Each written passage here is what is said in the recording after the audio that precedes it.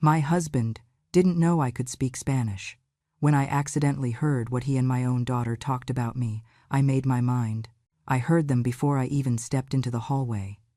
Chris's voice came first, low and annoyed, followed by Marissa's sharper one. They were speaking Spanish again, the language they thought wrapped them in secrecy. They had no idea I understood every single word. They never wondered why I stayed so quiet, why my face never reacted, why I simply kept walking as though their voices were muffled by age instead of comprehension. That morning, though, their tone cut sharper than usual, and I stopped just before turning the corner. I stood still, barely breathing, listening. She is a burden, useless. Marissa's voice carried the same irritated snap she used when the dog tracked mud inside. In my mind, the English translation arrived instantly, like a reflex I had spent decades hiding. A burden, useless. She was talking about me as if I were a piece of outdated furniture someone needed to drag to the curb. Chris responded with a tired sigh, his words flowing in Spanish that he thought protected him. Old woman should be in a home already. I felt the words before I finished translating them. Old woman should be in a home already. I pressed my fingers together to keep them from trembling. I was standing only 6 steps behind them, listening to my own obituary delivered by the 2 people who were supposed to care for me. Marissa gave a short, ugly laugh. She is embarrassing. Embarrassing. At 76 years old, you would think insults would sting less. But no matter how long you live, cruelty always finds a fresh place to land. I swallowed hard and forced myself not to make a sound. They had no idea their secret language was not secret at all. I stayed hidden, heart thudding, and listened to them move into the kitchen. They began preparing coffee for themselves, without offering me any, even though the pot sat right in front of them. That tiny gesture summed up everything. I was an afterthought at best, and a nuisance at worst. A few minutes later, guests arrived, and the charade began.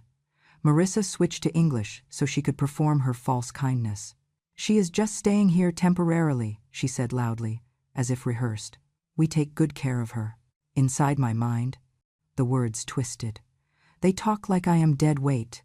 They talk like I should be grateful they let me breathe their air. The guests gave polite nods, unaware of the contempt hiding beneath her sweet tone. I stepped farther into the room, hoping to at least blend into the background, when Marissa turned to me abruptly. Do not hover, she said through a tight smile.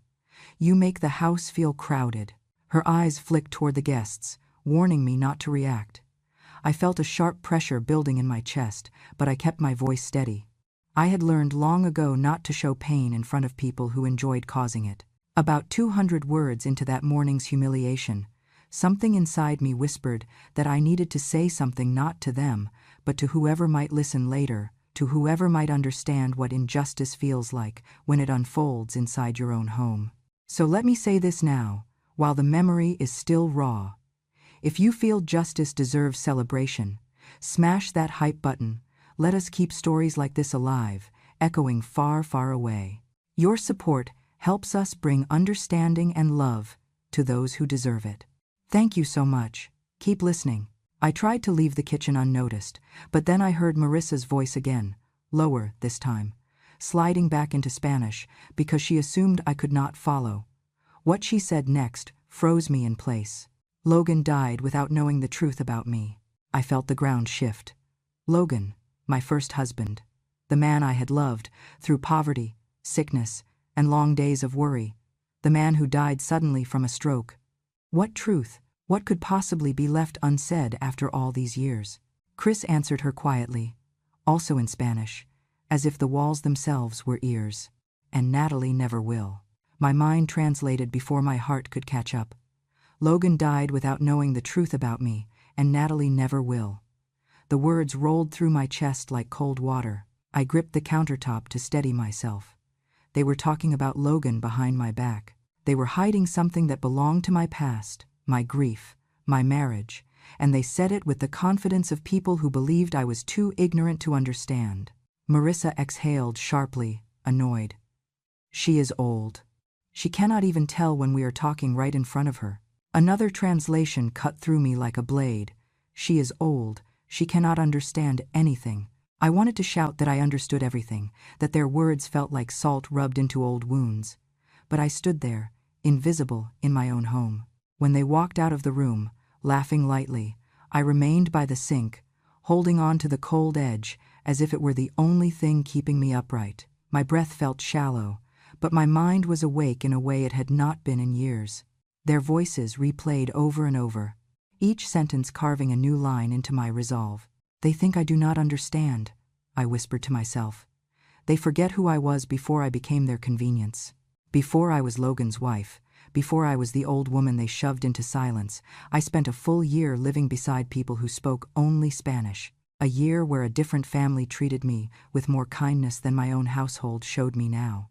A year that taught me how to listen even when no one thought I could hear. And now I realized listening was going to save me and destroy them. People often assume that an old woman's life begins at the moment she starts slowing down. But mine began long before anyone in this house was born. I grew up poor, not the romantic movie kind of poor, but the kind where your stomach tightens before bed and your shoes are held together with hope. At 17, with no family left and no money to my name, I took a job as a live-in helper for a Mexican immigrant family in southern Idaho. They were kind in a way that felt foreign to me then. They fed me before feeding themselves, insisted I sit at the table as family, and corrected my posture when I apologized too much. They spoke only Spanish in the home, and slowly, naturally, without any classroom or textbook, the language wrapped itself around me. Within months, I understood everything. Within a year, I spoke well enough that the grandmother of the house would pat my cheek and call me her other granddaughter. Those 12 months were the only time before meeting Logan that I felt truly loved. No one since then has known that I learned Spanish not from study, but from survival and affection. I never flaunted it, I never mentioned it. It was the one piece of my past that felt like mine. Then came Logan. He was gentle, steady, one of the rare men who carried kindness in his bones instead of performance. I fell hard and fast, but loving Logan meant stepping into a world where I did not belong. His family saw me once, just once, and their judgment took root like mold. It was in the way his sister looked at my shoes, in the way his mother asked which relative I lived with before orphanages became the trend, in the way someone whispered he could have married up. Logan defended me, but one man's voice cannot silence a chorus determined to hate. Years later, after we adopted Marissa, those same people found a new vessel for their venom. Marissa had been a small, bright-eyed child with hair like ink and a laugh that filled the whole house. Logan adored her, and I loved her as fiercely as if she had come from my own body. But children absorb the world around them, and Logan's relatives had a way of dripping poison with the sweetest smiles. If Logan hadn't married Natalie, they told her, your father would have climbed higher. He would have given you a better life. Natalie holds him back. She has nothing to offer you. She's a burden. You need a real mother. Those words stuck to her like thorns. Even though I held her through fevers, taught her to braid her hair, and spent every extra dime making sure she had what I never did, she grew up believing I had ruined the life she deserved. Every birthday gift I gave her became cheap. Every meal I cooked was not like other families. Every mistake she made somehow became tied back to the idea that I was the anchor keeping her ship from ever setting sail. The saddest part is that she never resented Logan, only me. Logan was the saint, the man too noble to complain about the woman who dragged him down. And I carried that blame quietly because I loved him and because I loved her, despite how little she loved me back. There is something else, something that ties the past to the present, though I only understand it now. When Marissa was very young, no older than 5, she once overheard me speaking Spanish. I remember it clearly. A neighbor from my old workplace had stopped by, and she and I slipped naturally into the language of my youth. Marissa wandered into the room, listened for a few seconds, then ran off to play. She was too young to make sense of it, and moments like that disappear from the mind like chalk in the rain. She never connected those brief echoes to the woman she grew to despise. It never occurred to her that the language she uses to insult me is one I carry fluently in my bones. And then there is Chris, my current husband. He was Logan's closest friend, the only person who came around after Logan's stroke without needing thanks or praise. When Logan died, Chris became a bridge between the world I knew and the world I feared facing alone. I married him years later, not out of desperation but out of gratitude, companionship, and a gentleness that reminded me of the man I lost. But now I understand something unsettling. Marissa has always leveraged her connection to both men, to Logan's love and Chris's loyalty, to manipulate her place in this house. She treats them like tools, like shields. And Chris, blinded by guilt over surviving when Logan did not, let her twist that guilt into authority. Before Logan died, he sensed something was wrong. He told me once, barely audible through the exhaustion of his illness, "There is something she isn't telling us." I thought it was his worry speaking. Now I realize it was something deeper, intuition, the kind only a father can feel. I replay that memory often, especially now, after hearing what Marissa and Chris said about Logan that morning. Logan died without knowing the truth about her, and they never wanted me to know, either. But I have spent my whole life listening to what people thought I could not hear, and this time, listening will lead me straight to the truth they tried to bury. People imagine betrayal sounds like shouting or slamming doors, but mine came softly through walls, through vents, through the language they thought would hide them from me. Chris and Marissa had formed a habit since nearly the beginning of our marriage. Whenever they wanted to speak freely about me, they switched into Spanish. They would be in the kitchen, the hallway, or Chris's office, and the moment they wanted to say something sharp enough to cut, they folded themselves into that language like it was a shield. What they did not know was that every word slid straight into my understanding, line by line, sentence by sentence. It started subtly. I would hear my name and feel the tension in their tone even before the rest of the meaning reached me. Then the translation would form in my mind whether I wanted it to or not. If I had been a different woman, if I had not learned the language through people who loved me, I might have believed I was cursed by understanding. But knowledge is never the curse. People are. It became clear they had conversations about me almost every day. Conversations meant to exclude me, silence me, shrink me. Sometimes Chris would start with impatience, as though my very existence slowed down his life. "She's slow," he told Marissa once, in that language. "She forgets simple things. It's getting worse." I was standing only a few feet away, carefully drying dishes. I did not forget anything. I remembered everything, including the sound of his voice when he used to thank me for bringing stability to his life after Logan died. That tenderness had vanished somewhere along the way, replaced by irritation sharpened into cruelty. Marissa, of course, fed that cruelty. She always has. She would nod, speaking with the confidence of someone who had never been questioned. "She won't understand the paperwork," she told him another evening. "We can make decisions for her. She won't know what she's signing." My fingers curled so tightly around the edge of the countertop that the muscles in my hand ached. They weren't discussing my health, they were discussing strategy. And then the plan revealed itself slowly, sickeningly, like ice forming on glass. One afternoon, I heard them speaking softly in the living room. I stood at the top of the stairs, listening through the railing. Chris said, "If she moves into a home, this place becomes ours to manage. We can fix it up, sell it eventually. It's a smart move." My heart dropped. I had lived in that house longer than anyone except Logan, who had died in my arms. I had cared for it long before Chris stepped inside as a guest, long before Marissa treated it like her inheritance. Marissa replied with a confidence that made my stomach twist. "We can take the house," she said. "She doesn't need this space. She barely uses half the rooms. She's too old to fight us." I felt cold, even though the air in the house was warm. I wondered then how long they had been rehearsing that idea, how long they had been nudging it into reality, like a stone they kept rolling closer to the edge of a cliff. Every time they spoke in Spanish, I forced my face into neutrality. I let my breathing remain steady. I made myself look as harmless and unaware as they believed me to be. But nothing, not their cruelty, not their plotting, prepared me for the moment the knife went in deeper than ever. It happened one morning when Chris thought I had gone out to water the garden. I had forgotten my gloves and stepped back into the hallway, just as Marissa arrived. I remained out of sight, but their voices carried easily to where I stood. Chris asked her something light-hearted, something about whether she had slept well, but she ignored the question entirely and dove straight into venom. I heard her say, In Spanish, the sentence that made the world tilt. She stressed Logan to death. The words hit me before my mind translated them.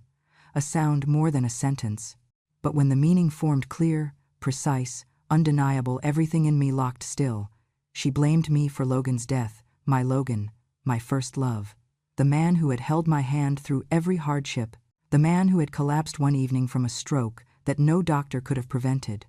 Grief flooded my chest so quickly it felt like drowning. I grabbed the wall to steady myself. Chris's answer made it worse. He said, also in Spanish, "You're not wrong. Logan carried her for years. If he had hit me, it would not have hurt more. Logan had never carried me. We had carried each other. We had survived the disdain of his family, the bruising weight of life, the quiet terror of illness. I was the one who cared for him when his memory began to fog. I was the one who held him when he whispered that he didn't want to forget my face.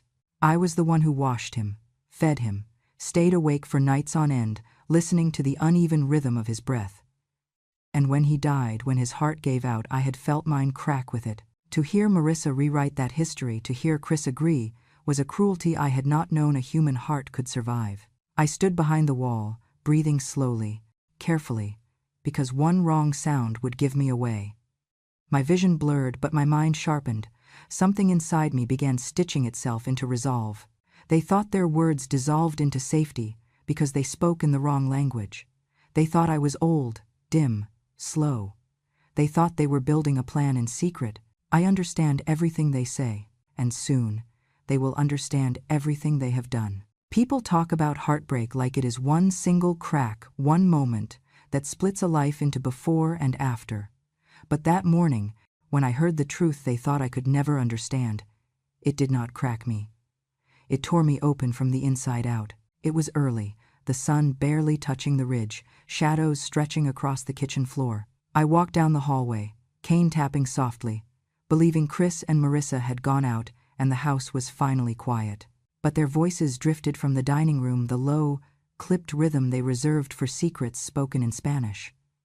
I froze just before the doorway. Marissa's voice trembled, not angry but confessing something she'd carried too long. She spoke quickly, and the meaning formed inside me instantly. I'm not adopted. Logan was my real father. She had known the truth for years, learned it from her aunt as a teenager, yet this was the first time I had ever heard her say it aloud. For a moment I thought I had misheard, but my Spanish was too natural, too deeply rooted to allow mistakes. The meaning struck cleanly. She was not adopted. Logan was her real father. My breath stopped.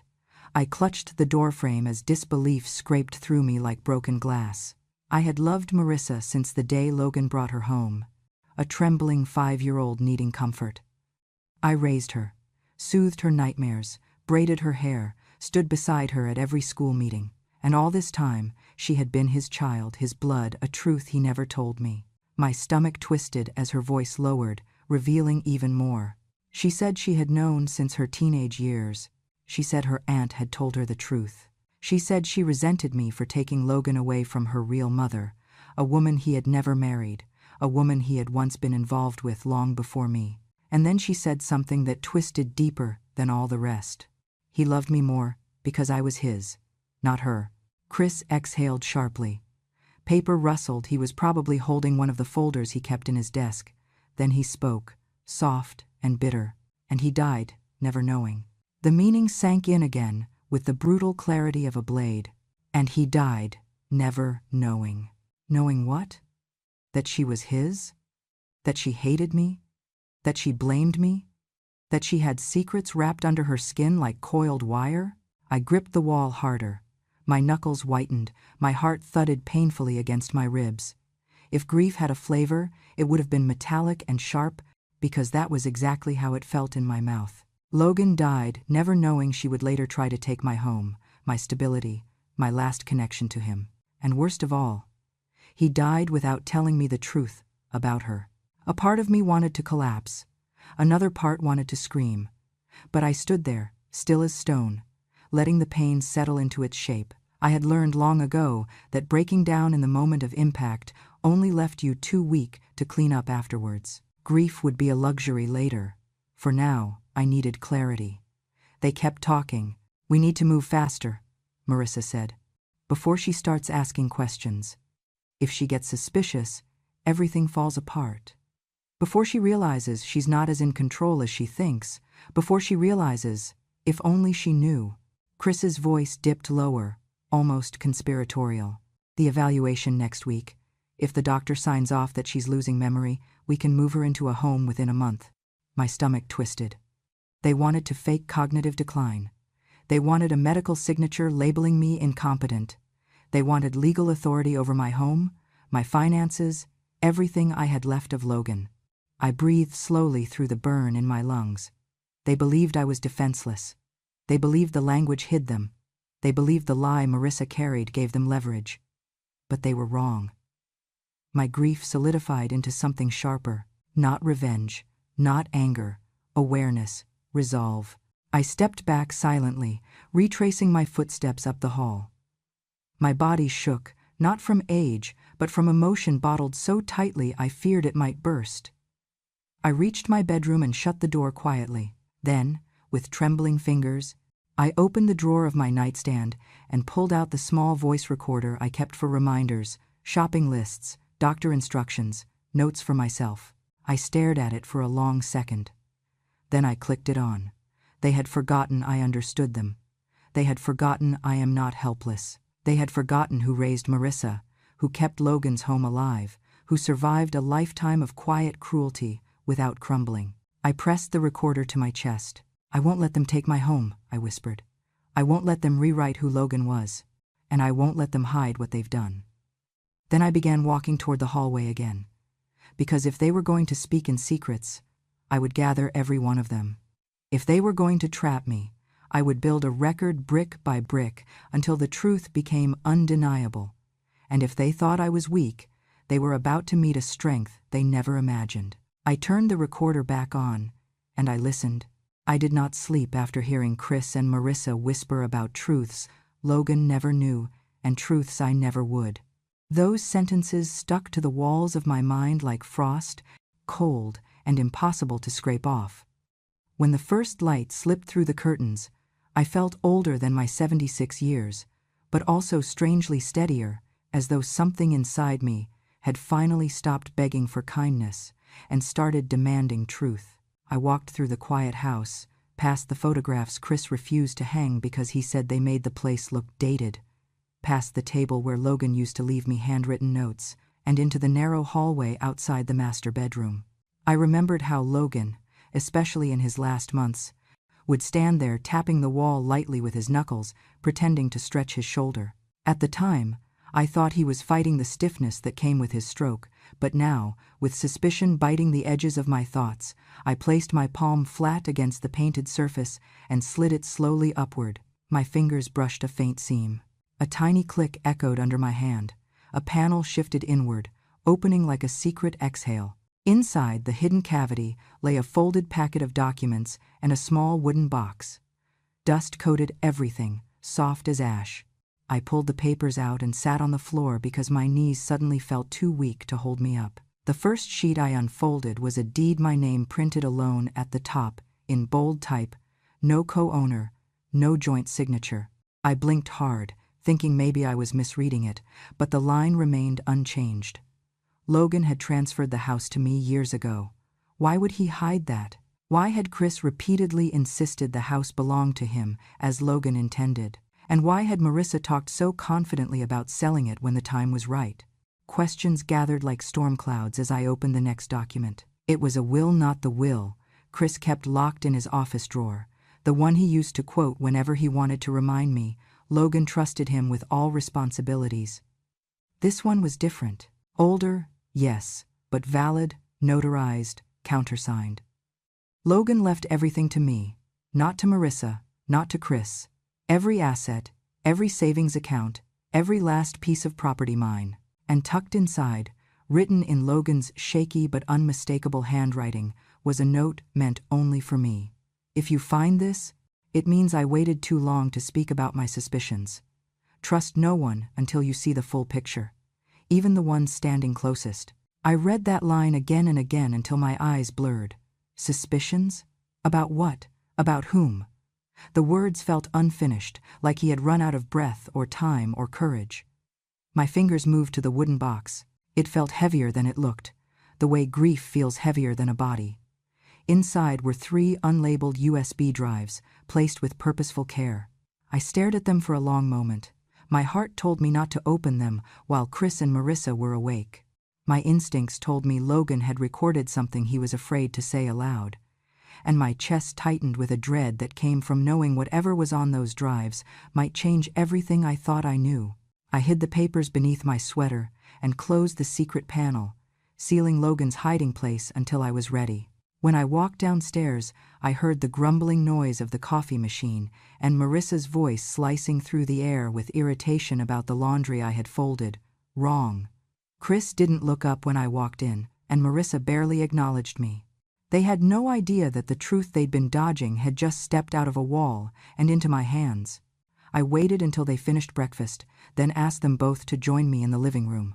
Chris sighed loudly, the kind of sigh meant to make me feel small. Marissa dragged her feet, as if simply being asked to sit with me was an inconvenience. They took their places on the couch, crossed their arms in perfect unison, and stared at me like they were waiting for me to waste their time. I placed the packet on the table between us. Neither of them reached for it yet. "This is about Logan," I said, keeping my voice even. Chris scoffed softly. "What now, Natalie?" I ignored him and opened the deed first, sliding it toward them.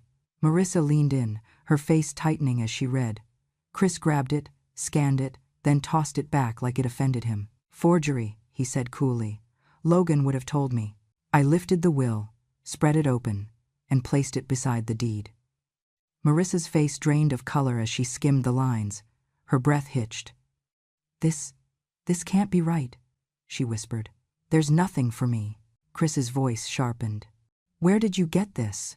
"Logan left it for me to find," I said simply. His jaw twitched. Something flickered in his eyes, fear, recognition, maybe guilt, but he swallowed it quickly. "Natalie, you are confused. Logan asked me to manage everything. He trusted me."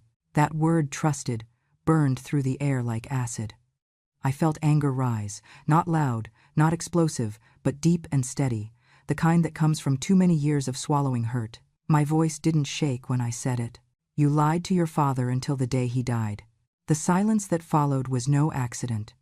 It fell heavy and real, pressing into all 3 of us. Marissa's eyes widened, her lips trembling as though she'd been slapped. Chris's face turned rigid, pale around the edges. "What?" Marissa whispered. "What did you say?" I did not break eye contact. "You heard me."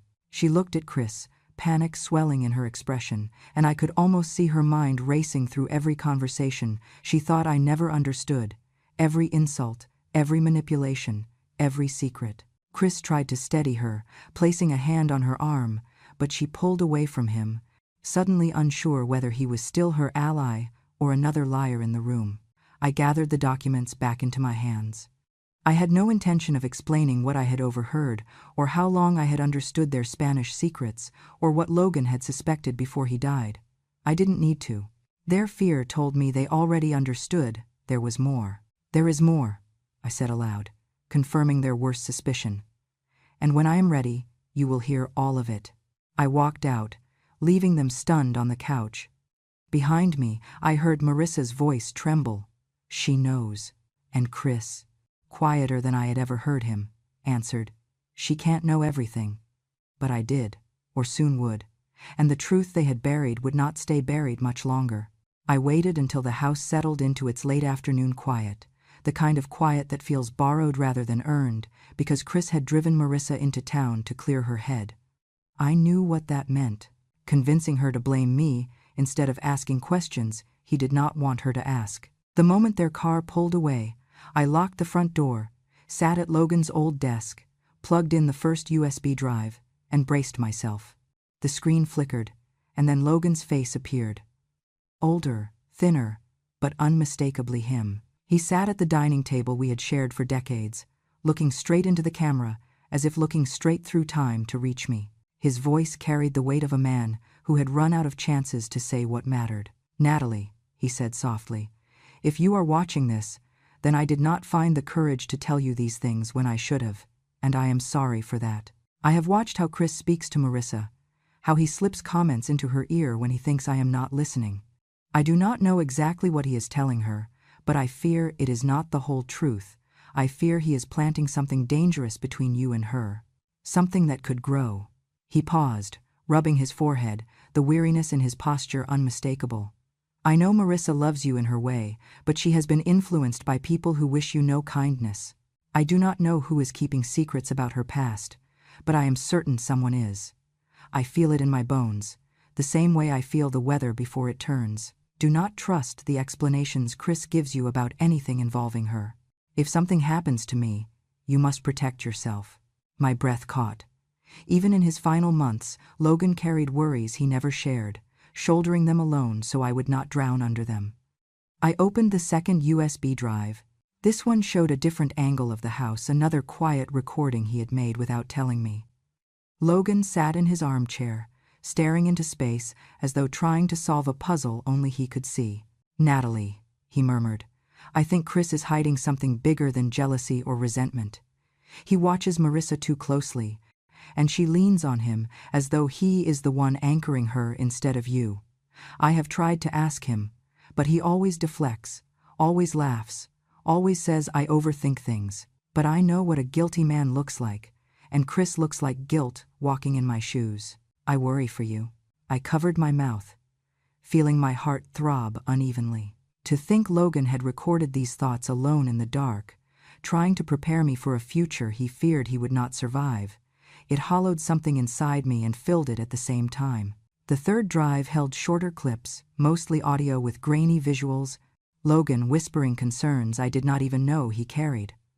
By the end of it, tears blurred the room around me, but my mind was clearer than it had been in years. Logan had left me answers. Now it was my turn to reveal the ones I had collected. When Chris and Marissa finally returned, they walked into the living room to find me standing at the center, the small recorder I had hidden on the counter placed on the coffee table beside Logan's laptop. Chris frowned, already annoyed. Marissa looked exhausted and irritated. I pressed play before either of them could speak. Their voices filled the room instantly, the insults, the contempt, every cruel sentence they had whispered in Spanish, echoing clearly now because I repeated each line aloud in English, translating their venom in real time. "She is a burden. She slows us down. Once we get her into a home, things will finally be easy." Their faces stiffened, disbelief and panic crawling across their expressions as I continued. Marissa whispered a curse under her breath. Chris closed his eyes, jaw tightening, but I did not stop. I played every line, every degradation, every calculated plan they thought I would never understand. And then the last one, the one that had cut deepest, poured through the speaker. Marissa's voice, casual and cruel. She stressed Logan to death. I translated it calmly, my voice steady, as both of them stared at me with the horror of people realizing the ground beneath them was gone. When the recording ended, silence swallowed the room, thick, suffocating, absolute, and I finally said the words they deserved to hear. Logan heard the truth too late. "I will not." Their shock was only the beginning.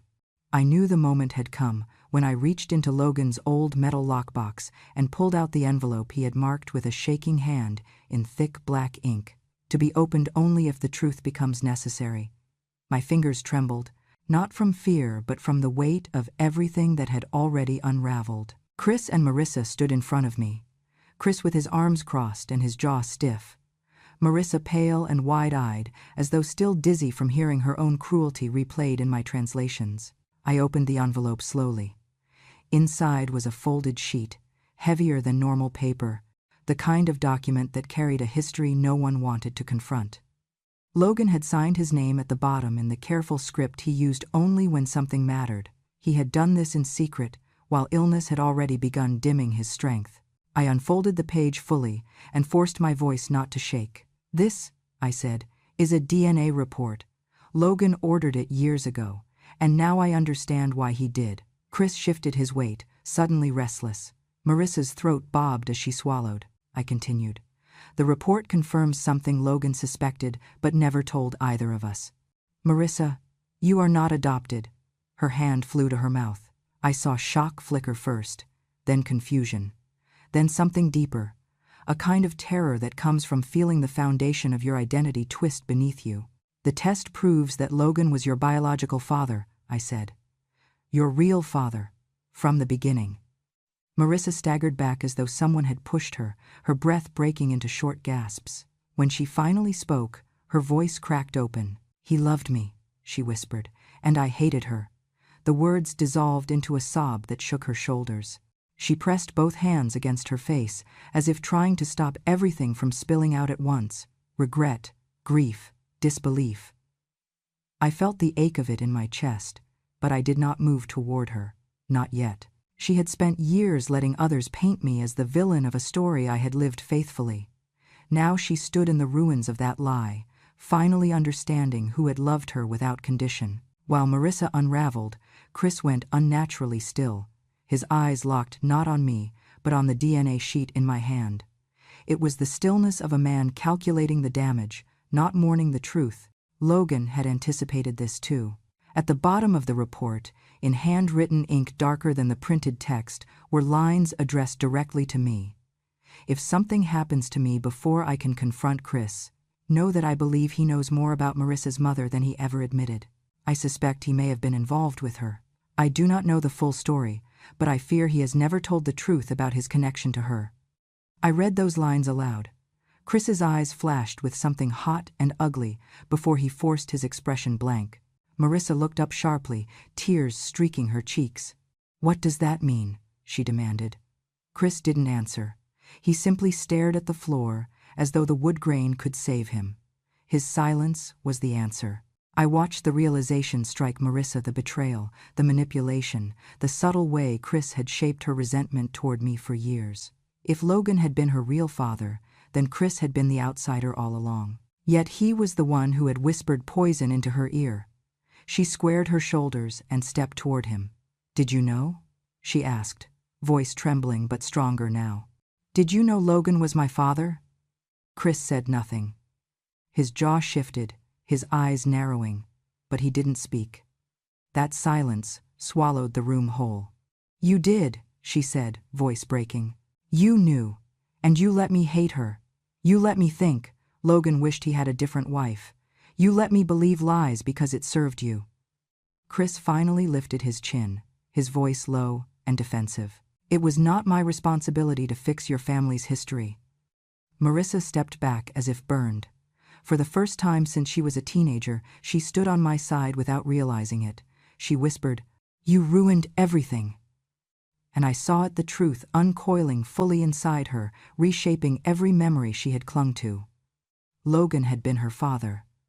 Logan had loved her. Logan had died believing she hated me, but never knowing why. And the man she trusted now was the one who had stolen that truth from both of them. When she finally turned back to me, tears trembling on her lashes, she said the words I had waited a lifetime to hear, not an apology, but something deeper, something raw. "I was wrong," she whispered. "I did not know. I never knew." And for the first time, the bitterness between us cracked just enough for the truth to breathe. The reckoning had finally begun. I stood there for a long moment, looking at both of them, Chris rigid with embarrassment and anger, Marissa trembling beneath the weight of her own revelations, and for the first time since this nightmare began, the power in the room shifted entirely into my hands. I felt it settle into my bones, not as vengeance, but as a righteous reclamation of everything they had tried to strip away from me. Chris opened his mouth as if he might try to salvage whatever control he thought he still had. But I raised my hand, and he fell silent. I spoke with a calmness that shocked even me. "Chris," I said, "you need to leave this house, now, and you will not return." He blinked rapidly, stunned that I wasn't pleading or arguing. "Natalie, do not be ridiculous," he snapped, trying to regain his footing. "We can talk about this. You are emotional and—" "I am clear," I said, slicing through his excuse. "Crystal clear. You manipulated me. You lied to Logan. You allowed Marissa to grow up hating me because it benefited you. And you did it all while pretending to be the man who stepped in to help a grieving widow." I stepped closer and lowered my voice. "You're no friend to Logan, and you were never a husband to me." His face reddened, his jaw ticking as he searched for a defense he could not find. I didn't give him time to invent one. "You are finished here. You have no rights to this home, no claim to Logan's property, and no place in my life. Pack whatever you arrived with and go." The silence was suffocating. Then I delivered the final blow. "If you refuse," I said, "I will bring every recording, every translation, and every document to the sheriff." Idaho does not take kindly to elder manipulation, and trust me, the entire county would love to weigh in. Something behind his eyes cracked. He knew I wasn't bluffing. He also knew Idaho was a small place. Once you're marked, you are marked for life. Without another word, he left the room. I watched him walk out the door, carrying nothing but the jacket he came with. He didn't even look back, and by that evening, I learned through neighbors that word had already spread. Chris was finished. The community he once relied on wanted nothing to do with him. He had built his reputation on the illusion of loyalty, and now everyone saw what lay beneath. He was avoided in grocery aisles, whispered about at the diner, frozen out of every circle he used to cling to. For a man who lived on approval and perception, that exile was worse than any punishment I could have crafted. Marissa stayed behind, still sitting stiffly on the edge of the couch, her hands twisted together like a child afraid of her own shadow. When I finally met her eyes, she stood slowly, uncertainty trembling in her voice. "Natalie," she said, "I do not expect forgiveness.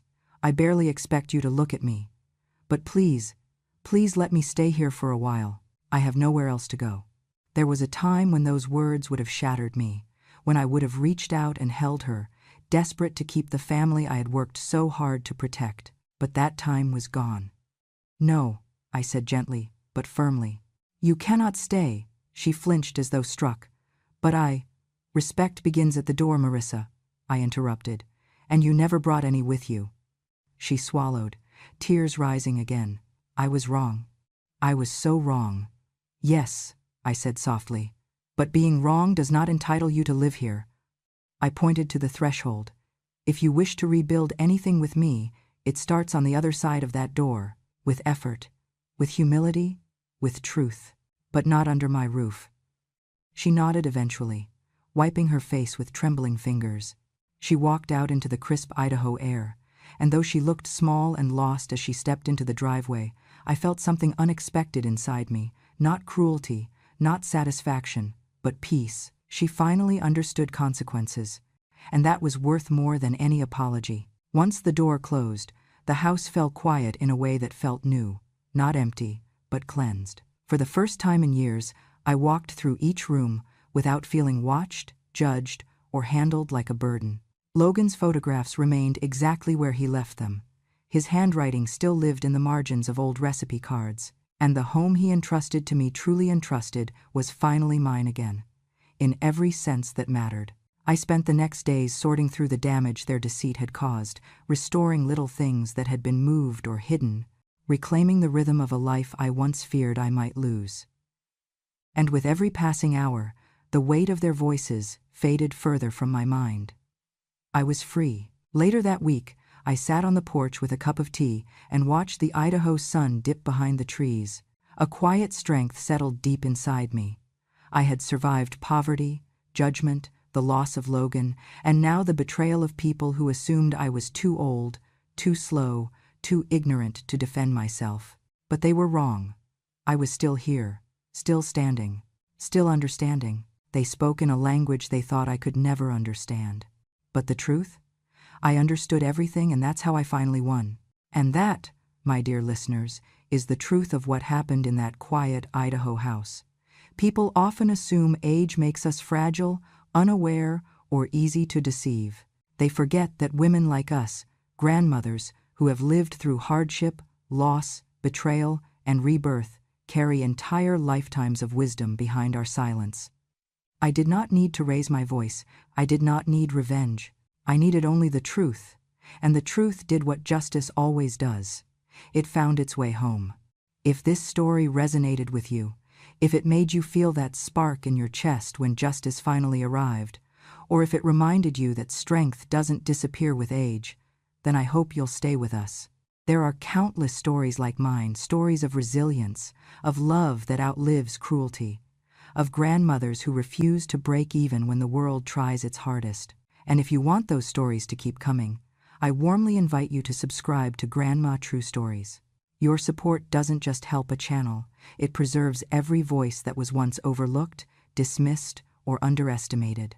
Thank you for listening, for standing beside me, and for giving stories like mine a place to breathe. This is Natalie. And remember, my dears, grandmothers hear more, understand more, and endure more than anyone ever expects. Subscribe, stay close, and I'll see you in the next story.